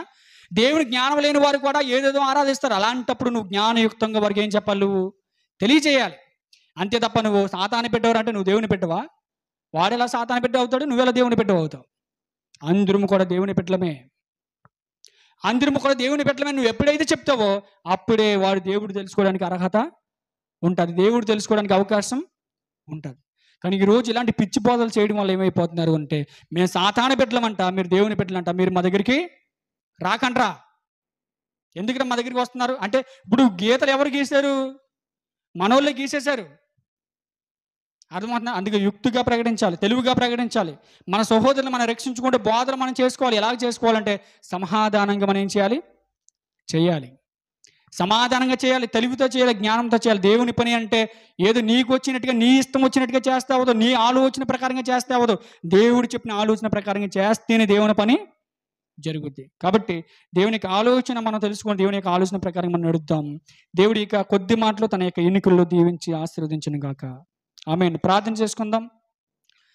మహాపరిశుద్ధుడా, ఇదిగో తండ్రి, నీ పిల్లల వినవేం తండ్రి, ఈ దినమున మాకు బహుమంగా ఇచ్చినందుకు మీకు కృతజ్ఞతాస్తుతులు. ఈ దినంలో నీ పిల్లలైన వారందరూ తండ్రి, ఆ యొక్క సంఘాలలో, ఆ యొక్క సంస్థల్లో, ఆ యొక్క తండ్రి పరిచర్యలో ఇదిగో తండ్రి ఉన్నటువంటి నీ యొక్క బిడ్డలందరినీ దీవించండి, ఆశీర్వదించండి. వారి నోట మీ మాట ఉంచి వాక్య వర్తమానం తండ్రి ఏదైతే బోధిస్తున్నారో ఆ యొక్క వర్తమానం నీ బిడ్డలైన వారందరూ విని మీ వైపు తిరగడానికి సహాయం చేయండి. ఇదిగో తండ్రి, నీ మందిరానికి తండ్రి, నీ పిల్లలైన వారు తండ్రి ఎంతమంది అయితే రాలేదో వారందరినీ తండ్రి మీరు పేరు పేరున తండ్రి జ్ఞాపకం చేసుకోండి. తండ్రి, మీ మందిరానికి తండ్రి వెళ్ళాలి అనేటువంటి ఆసక్తిని తండ్రి, ఆ యొక్క స్ఫూర్తిదాయకం తండ్రి వారిలో మీరు నింపండి. నీ యొక్క మందిరానికి వెళ్తేనే మనశ్శాంతి, నీ యొక్క మందిరానికి వెళ్తేనే తండ్రి ఆశీర్వాదం అని తండ్రి వారు గుర్తుంచుకోవడానికి మీ కృపను దయచేయండి.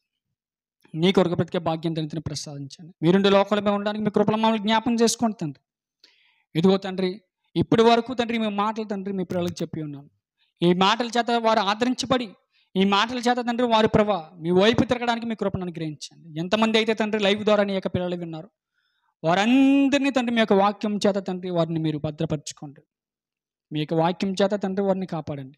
నీ కొరకు బ్రతికే భాగ్యం అనేది మాకు అందరికీ అనుగ్రహిస్తారని ఈ ప్రార్థన మీ ప్రియకుమారుడు మా రక్షకుడైన యేసుక్రీస్తు వారి యొక్క పవిత్రమైన శ్రేష్టమైన పూజింపదగినటువంటి నామములో అడిగి వేడుకుంటున్నాం తండ్రి. ఆమేన్.